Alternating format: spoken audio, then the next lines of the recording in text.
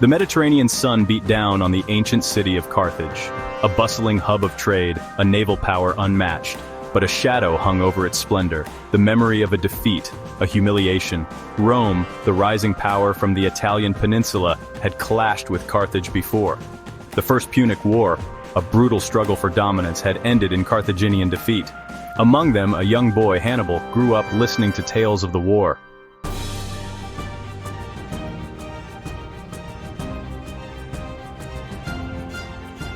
Hannibal was no ordinary child. Sharp and observant, he possessed a keen intellect and an unquenchable thirst for knowledge. At the tender age of 9, he accompanied his father to Iberia, the heart of Carthage's colonial empire. Here, amidst the rugged mountains and fertile valleys, Hannibal witnessed firsthand the art of war. Years passed, and the student surpassed the master.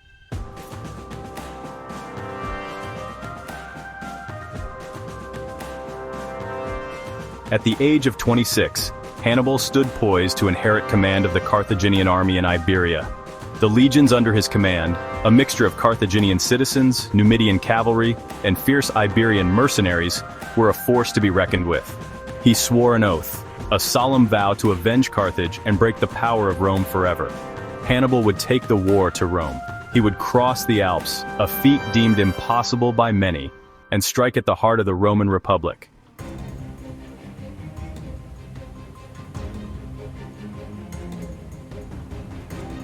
The year was 218 BC.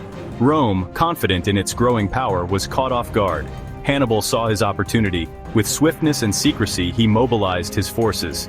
50,000 men, a vast multicultural army, stood ready to march. Their destination, Rome itself. Hannibal, undeterred, rallied his troops. The die was cast.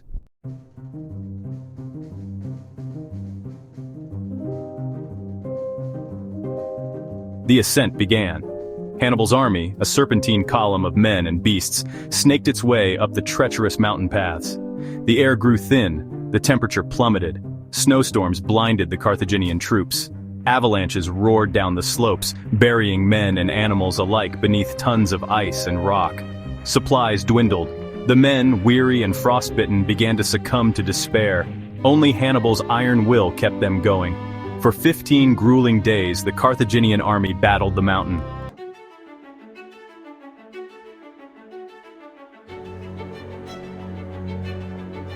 After what seemed like an eternity, the Carthaginian army stumbled out of the Alps. They emerged onto the plains of Italy, a ragged, depleted force, but an army nonetheless. They had conquered the unconquerable. The sight that greeted them was both exhilarating and terrifying. The fertile plains of northern Italy, ripe for the taking, lay before them. Hannibal had lost nearly half his army to the treacherous mountain crossing. Yet the sight of their goal, the knowledge that they had achieved the impossible, injected a new surge of determination into their weary limbs.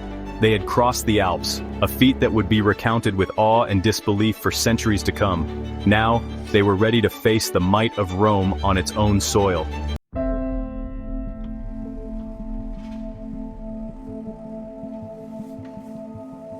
News of Hannibal's arrival in Italy sent shockwaves through the Roman Senate. Their arrogance shattered, they scrambled to respond to this unexpected threat. Panic gripped Rome. Farmers and villagers, fearing the approaching Carthaginian army, fled their homes. The Roman Senate, desperate to restore order and protect their heartland, dispatched their legions north. The clash of these two titans was imminent.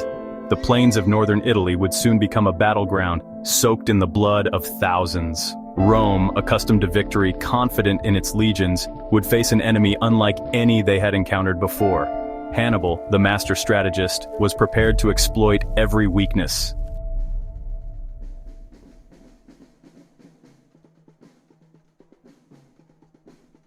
The Roman legions marched north, their confidence unshaken. They expected a swift victory over Hannibal's weary and depleted forces. But the Carthaginian general, a master of deception, had other plans. He lured the Romans into a trap, a carefully orchestrated ambush on the banks of the river Trebia. The Roman commander, Publius Cornelius Scipio, weary from the march and eager to engage the enemy, fell for Hannibal's ruse. He led his legions across the icy river, their bodies numbed by the freezing water, their movements sluggish and uncoordinated. The Battle of Trebia was a resounding Carthaginian victory.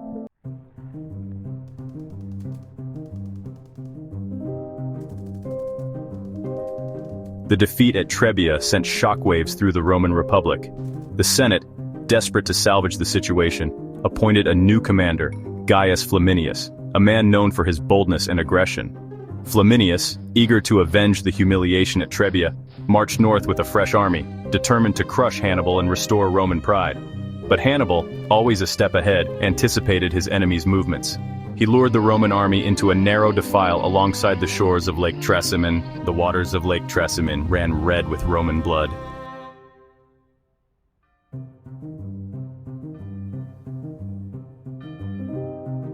The news of the disaster at Lake Trasimene struck Rome like a thunderbolt. 2 armies destroyed, 2 consuls slain in the space of a single year. Panic gripped the city. The Senate, facing unprecedented crisis, appointed Quintus Fabius Maximus, a seasoned general known for his caution, as dictator.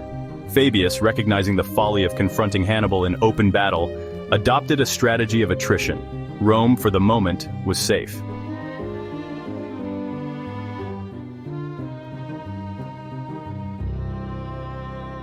The Roman people, weary of Fabian's cautious strategy, demanded a more aggressive approach.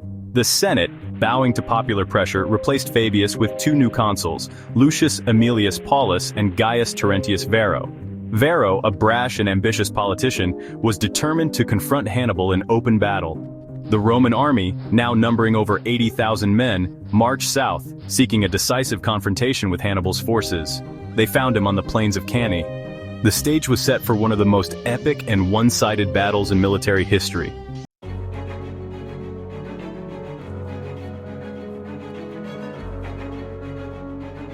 Hannibal, a master of battlefield psychology, had anticipated the Romans' arrogance. He had carefully chosen the battlefield, a flat, open plain that would negate the Romans' numerical superiority. He had drawn up his forces in a crescent formation, his strongest units concealed on the flanks, his weaker troops deliberately positioned in the center.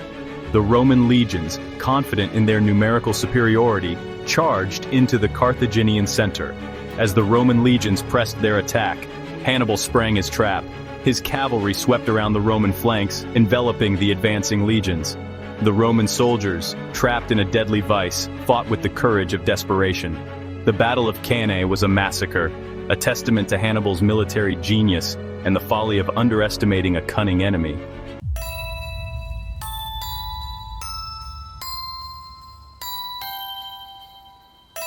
The Republic's resolve.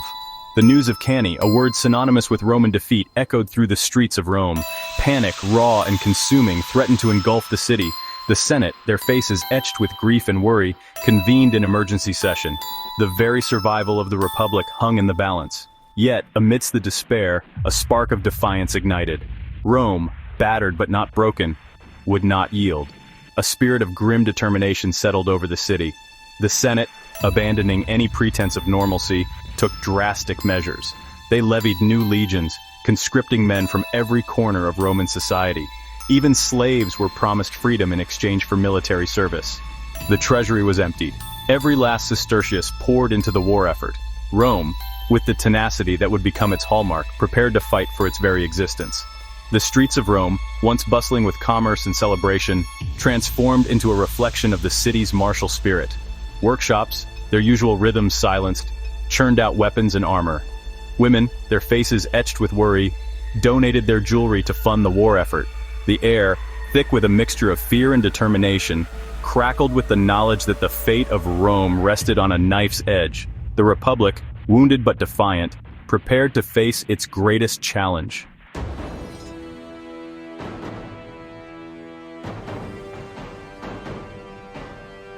Hannibal, despite his stunning victory at Cannae, found himself in a precarious position. His army, though victorious, had suffered losses. More importantly, he lacked the resources and manpower to lay siege to Rome itself. He had hoped that Cannae would shatter Roman resolve, leading to their surrender. Instead, it ignited a firestorm of resistance. Hannibal, a master strategist, understood that he could not win a war of attrition against Rome. He needed to force a decisive confrontation, to break the back of the Roman army once and for all. Yet the Romans, having learned from their earlier mistakes, refused to engage him on his terms. They adopted the Fabian strategy, harassing his supply lines, engaging in skirmishes but avoiding a pitched battle. Years turned into a grueling stalemate. Hannibal, his army camped in the south of Italy, found himself increasingly isolated. The Roman legions, like wolves circling their prey, kept him contained, slowly bleeding him dry. Hannibal's victories, though impressive, failed to deliver the knockout blow he desperately needed. The Roman Republic, its vast resources and manpower slowly coming to bear, was beginning to turn the tide.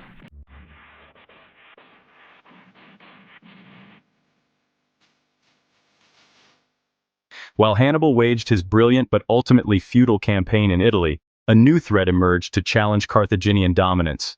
In Iberia, the Roman general Publius Cornelius Scipio, a young and ambitious commander, was carving out his own legend.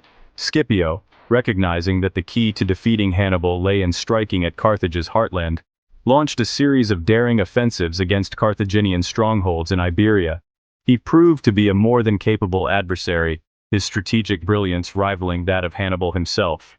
He won a series of victories, capturing key cities and securing Roman dominance in the region. His successes, echoing across the Mediterranean, provided a much-needed morale boost to Rome, demonstrating that the Republic was far from defeated. Scipio's victories in Iberia had a devastating impact on the Carthaginian war effort. They deprived Hannibal of vital reinforcements and supplies, further isolating him in Italy. The Carthaginian Senate, their attention now divided between two fronts, found themselves stretched thin. They recalled Hannibal's brother, Hasdrubal, from Iberia, hoping to reinforce his beleaguered army in Italy. However, Hasdrubal's march across the Alps proved to be a disaster. He was intercepted and crushed by a Roman army at the Battle of the Metaurus River, his head delivered to Hannibal as a grim trophy of war.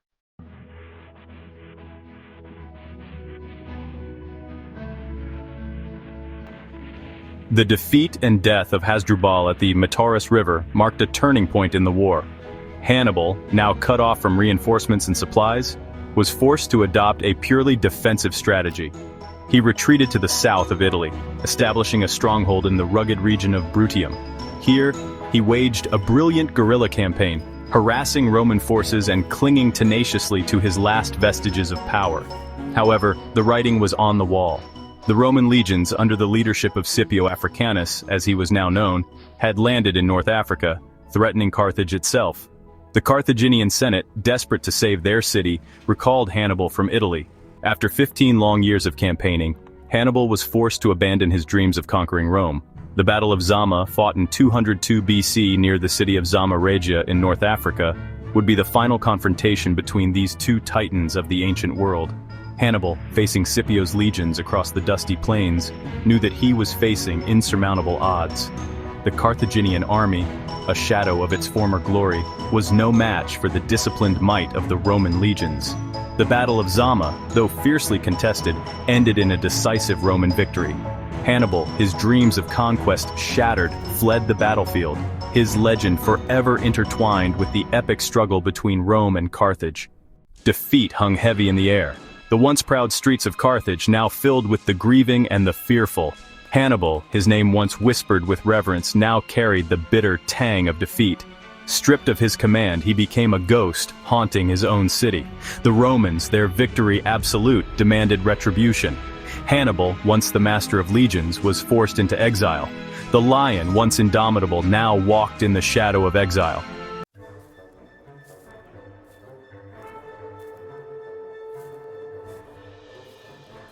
Hannibal's exile, however, did not diminish his spirit.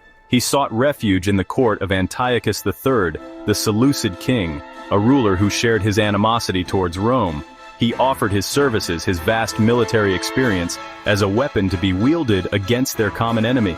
Antiochus, eager to challenge Roman dominance in the east, welcomed Hannibal's counsel. For a time it seemed as if the old lion might roar again. Hannibal, his strategic mind as sharp as ever, urged Antiochus to take the fight to Rome itself. He proposed a daring invasion of Italy, a replay of his own legendary campaign across the Alps. But Antiochus, swayed by his advisor's caution and overestimating his own strength, ignored Hannibal's advice. The resulting war between the Seleucid Empire and Rome proved to be a disaster for Antiochus. His armies, lacking Hannibal's tactical genius, were outmaneuvered and defeated by the Roman legions. At the Battle of Magnesia, Antiochus's dreams of empire were crushed. Hannibal, his warnings ignored, his counsel disregarded, witnessed the unfolding disaster with a mixture of frustration and resignation. He had seen the future, had offered a path to victory, but his words had fallen on deaf ears. The lion once again was denied his prey.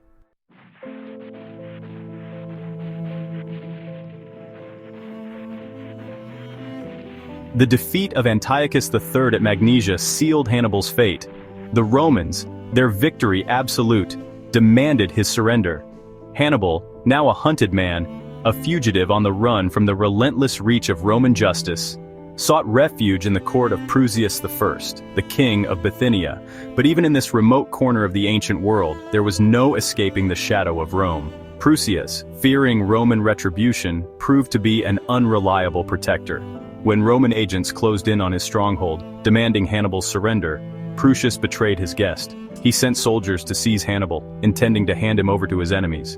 But Hannibal, ever defiant, ever in control of his own destiny, refused to be taken alive.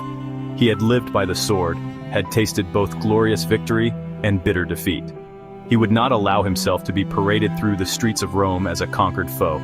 In a final act of defiance, Hannibal took his own life, swallowing poison that he had carried with him for years.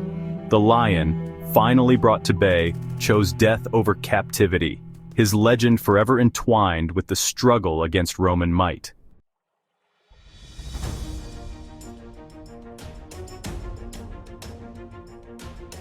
Hannibal Barca died as he had lived, a warrior, a strategist, a man who challenged the might of Rome and forever altered the course of history. He left behind a legacy forged in the fires of war, a testament to his military genius and unwavering determination.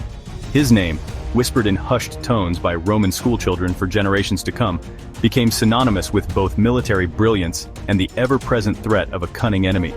Hannibal's crossing of the Alps, a feat of logistics and leadership that defied belief, cemented his place in military history.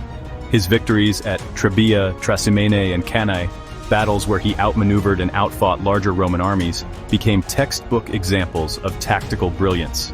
Though ultimately defeated, his 15-year campaign on Italian soil left an indelible mark on the Roman psyche. Hannibal's war, a clash of civilizations, a struggle for dominance, forever altered the balance of power in the ancient world. It forced Rome to confront its own vulnerabilities, to adapt and evolve its military strategies, and to embrace its destiny as a world power. In the end, Hannibal's legacy transcended victory or defeat. He became a symbol of courage, resilience, and the enduring power of the human spirit in the face of overwhelming odds. The clash between Hannibal and Rome left an indelible mark on the ancient world. Both victor and vanquished emerged forever changed. Rome bore the scars of Hannibal's campaigns for generations. The specter of Cannae served as a stark reminder of their vulnerability. It fueled a paranoia that shaped their military doctrine. Carthage, stripped of its empire, never truly recovered. The once mighty city was reduced to a shadow of its former self. The war reshaped the geopolitical landscape of the Mediterranean. The echoes of Hannibal's genius reverberated long after his death, his strategic innovations studied and debated for centuries. His use of deception, terrain, and weather, and understanding of psychological warfare, left an enduring legacy on military thinking. Rome adapted and evolved in response to Hannibal's challenges. They embraced new tactics and refined their logistics. The Roman legions emerged as a formidable force, capable of conquering vast territories. Hannibal's shadow loomed large over Rome, shaping their worldview and decisions. The fear of another Cannae fueled their expansionist tendencies. It drove them to secure borders and establish alliances. The Roman Republic, forged in the fires of the Punic Wars, transformed into an empire, its reach extending far and wide. Hannibal's legacy lived on in the fabric of the Roman state. Hannibal's story, a tale of ambition, brilliance, and ultimately tragedy, continues to capture the imagination centuries later. He remains an enigma, a figure of both admiration and revulsion. His military genius is undeniable, his strategic brilliance still studied and debated, yet his ruthlessness casts a dark shadow over his legacy. He is remembered as a cunning tactician who challenged Rome. His crossing of the Alps continues to inspire awe. His victories stand as testaments to his understanding of warfare. Yet, Hannibal's story is also a cautionary tale. His overconfidence led to his downfall. He became a prisoner of his own successes. Hannibal's legacy remains a study in contrasts. If you enjoyed this, give a thumbs up and subscribe to Untold Past. Don't forget to ring the notification bell for our next adventure.